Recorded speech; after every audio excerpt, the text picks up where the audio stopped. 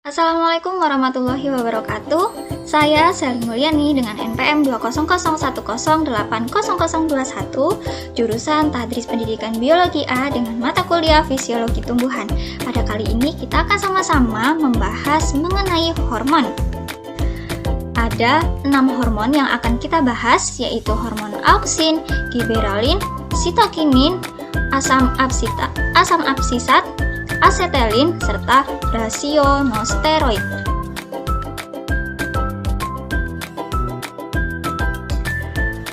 Yang pertama kita akan membahas sejarah hormon auksin.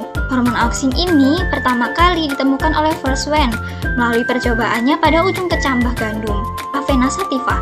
Dari percobaannya ini, Wen memperoleh kesimpulan bahwa hormon auksin terakumulasi pada sisi batang yang tidak terkena cahaya. Aktivitas hormon auksin berkaitan dengan gerak tanaman yang akan menuju arah datangnya sinar atau yang disebut dengan fototropisme. Sisi batang yang tidak mendapatkan cahaya akan lebih panjang dibandingkan bagian batang yang terkena cahaya karena aktivitas hormon auksin itu sendiri. Akibatnya akan terjadi pembengkokan batang tumbuhan menuju arah datang cahaya. Nah, kayak di gambar ini teman-teman, jadi batang ini akan membengkok kepada datangnya arah cahaya.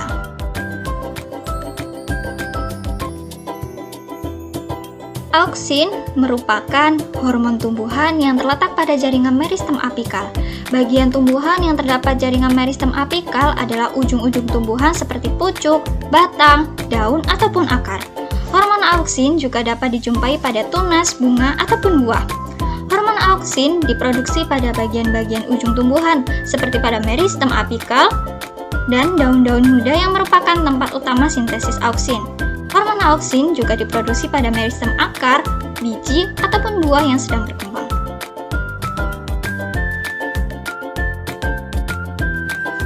Nah, berikut ini ada beberapa fungsi dari auksin. Tumbuhan akan bertambah tinggi karena adanya pertambahan jumlah sel yang merupakan hasil dari pembelahan mitosis pada meristem.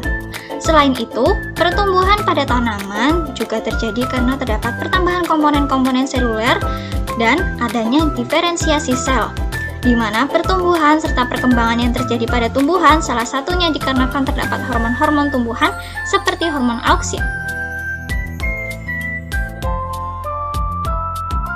Adapun beberapa fungsi auksin, yang pertama, auksin merangsang perpanjangan sel atau elongasi sel dengan melemahkan dinding sel. Yang kedua, auksin mengatur pembentukan bunga atau buah serta pemanjangan titik buah. Yang ketiga, auksin berperan dalam proses fototropisme dan geotropisme. Yang keempat, auksin merangsang pembentukan akar lateral atau akar samping yang berguna untuk membentuk cabang-cabang akar. Yang terakhir yaitu auksin merangsang terjadinya proses diferensiasi, yaitu proses pendewasaan sel pada tanaman. Nah, gimana sih kira-kira cara kerjanya hormon auksin?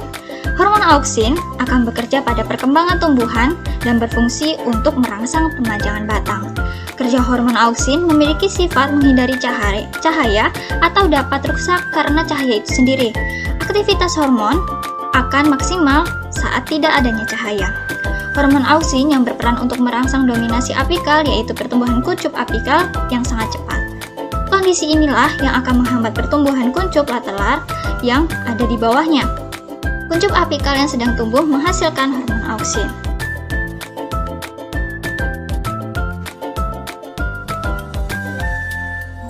Masih sama dengan kerja hormon auksin nih, kerja dari hormon auksin sangat dipengaruhi oleh keberadaan cahaya.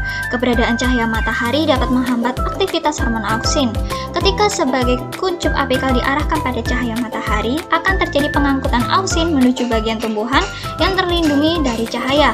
Keberadaan hormon auksin pada bagian tumbuhan tersebut akan merangsang pertumbuhan sel-sel, sehingga pada bagian tumbuhan yang tidak atau sedikit mendapat cahaya akan lebih panjang. Tapi di sisi lain, pada waktu yang bersamaan, terdapat bagian tumbuhan yang memiliki konsentrasi auksin yang rendah.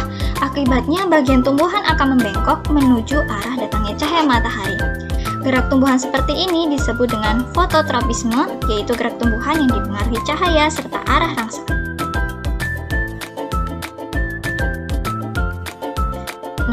ada nih secara singkatnya cara kerja auksin. Yang pertama, cahaya matahari mengenai salah satu sisi bagian tumbuhan. Yang kedua, auksin akan berpindah pada sisi tumbuhan yang lebih sedikit atau tidak terkena cahaya sehingga memiliki konsentrasi auksin yang tinggi. Yang ketiga, bagian tumbuhan dengan konsentrasi auksin tinggi akan lebih cepat panjang.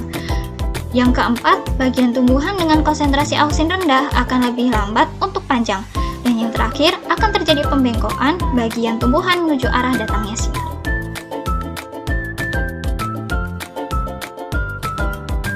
Hormon yang kedua yaitu hormon giberelin. Nah, ternyata hormon ini pertama kali ditemukan pada sebuah jamur loh, yaitu jamur Gibberella fujikuroi. Yang dimana hormon ini kemudian akan dibedakan menjadi 4 jenis, yaitu yang pertama jenis A1, yang kedua jenis A2, dan yang ketiga jenis A3 dan jenis A. Setiap jenis hormon ini tidak memiliki fungsi yang sama. Jika dilihat berdasarkan devariatifnya, maka struktur dari hormon ini bisa diidentifikasi melalui jamur, beberapa tumbuhan, ataupun pada sel bakteri. Fungsi dari hormon giberelin yang pertama yaitu memanjangkan batang. Fungsi ini yaitu untuk melindungi tanaman dari sifat kekerdilan, karena hormon giberelin dapat membuat sel batang membelah sehingga terjadi pemanjangan pada batang dan tanaman dapat tumbuh tinggi. Yang kedua yaitu menghasilkan buah tanpa biji. Selain memicu perkecambahan dan perkembangan pada tanaman menjadi lebih cepat, hormon giberelin juga dapat membuat buah yang tidak berbiji yang disebut dengan parthenocarpy. Hormon giberelin juga berpengaruh pada banyaknya buah, yang mana tanaman akan menghasilkan buah jauh lebih banyak, serta dapat membuat buah bertahan lebih lama setelah dipanen. Fungsi yang selanjutnya yaitu perkembangbiakan serta pembungaan.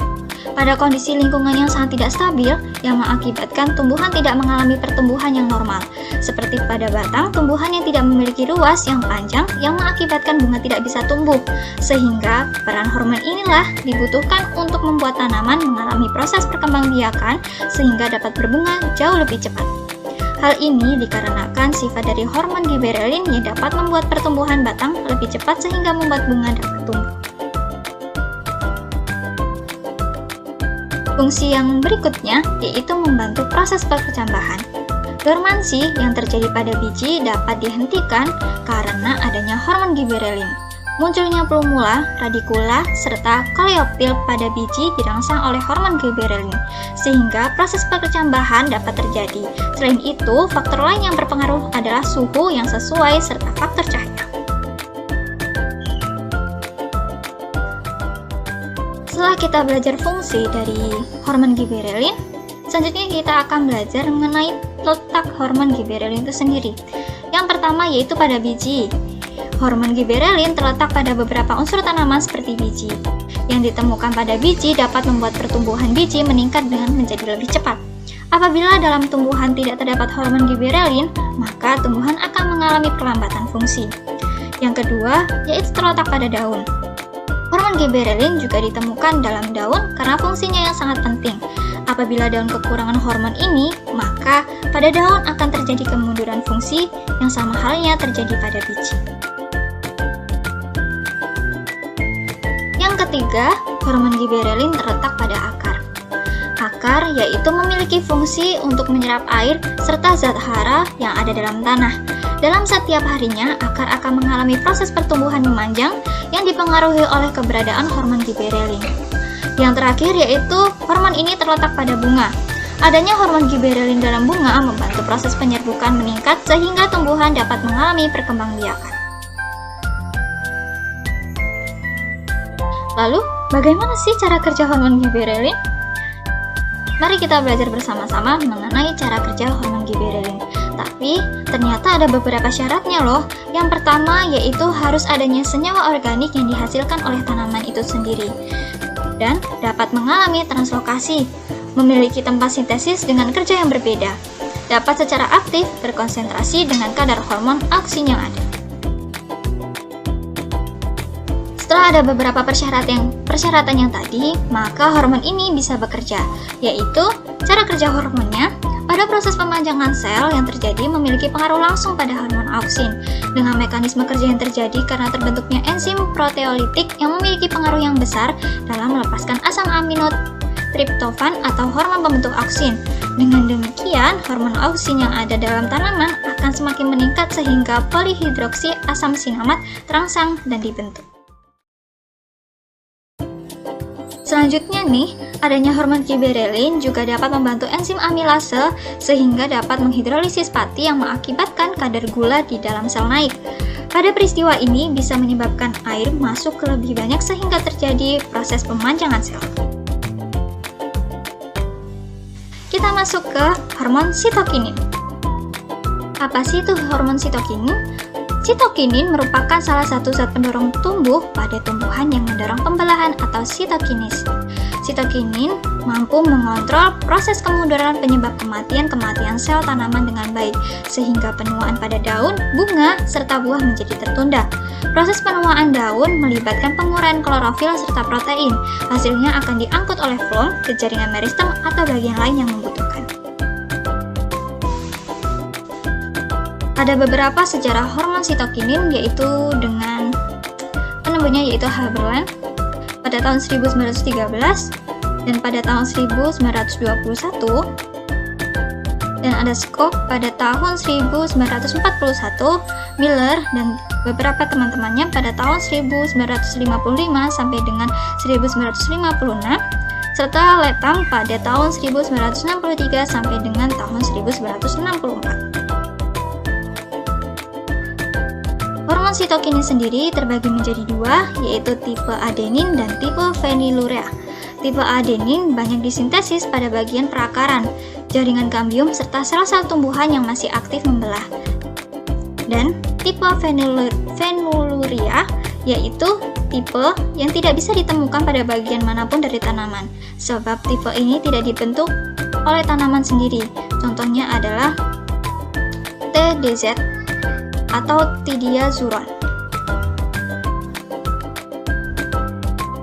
Adapun fungsi dari sitokinin yaitu mengatur pertumbuhan tanaman dan pembentukan bunga, mempercepat pembentukan batang tanaman, merangsang sintesis protein pada bagian tumbuhan, menghambat proses penuaan daun, mendukung pembelahan sel, mendukung proses diferensiasi mitosis, merangsang perluasan daun dengan cara pembesaran sel, dan membantu merangsang pembentukan akar cabang.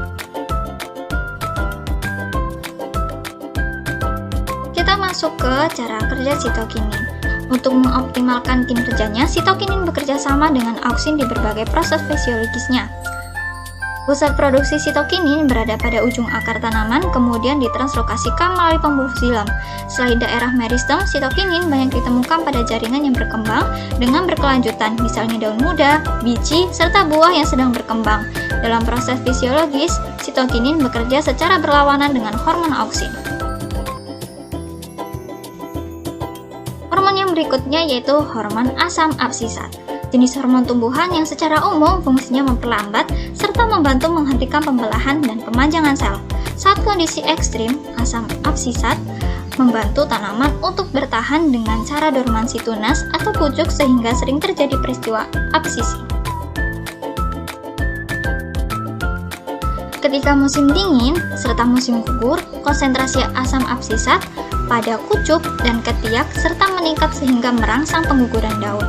Ketika tanaman kehilangan air atau layu, maka terjadi akumulasi asam absisat di dalam sel penjaga stomata yang mengakibatkan stomata menutup sehingga mampu mengurangi penguapan.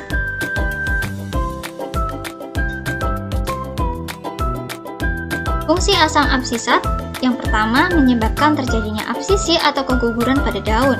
Yang kedua, menghambat pertumbuhan dan perkembangan tanaman. Yang ketiga, menyebabkan kematian pada sel, jaringan, organ, atau individu suatu tanaman tertentu. Dan yang terakhir, mengakibatkan dormansi pada biji serta tunas. Cara kerja asam absisat yaitu merangsang penutupan stomata pada waktu kekurangan air, menjaga dormansi, dan umumnya terdapat di daun, batang, akar, buah berwarna hijau. Pengangkutan hormon dapat berlangsung baik di xilem maupun floem, serta daerah pergerakannya dapat naik ataupun turun. Transportasi pada asam absisat dari flom menuju ke daun dapat dirangsang dengan salinitas atau kegaraman tinggi. Pada tumbuhan tertentu, ada perbedaan transportasi dalam siklus hidupnya. Daun muda membutuhkan ABA atau asam absisat dari xilem dan flom, sementara daun dewasa merupakan sumber dari asam absisat dan ditranspor keluar daun. Hormon berikutnya yaitu hormon asetilin, merupakan hormon yang merangsang atau mengatur pematangan buah, pembukaan bunga, serta penyisahan daun.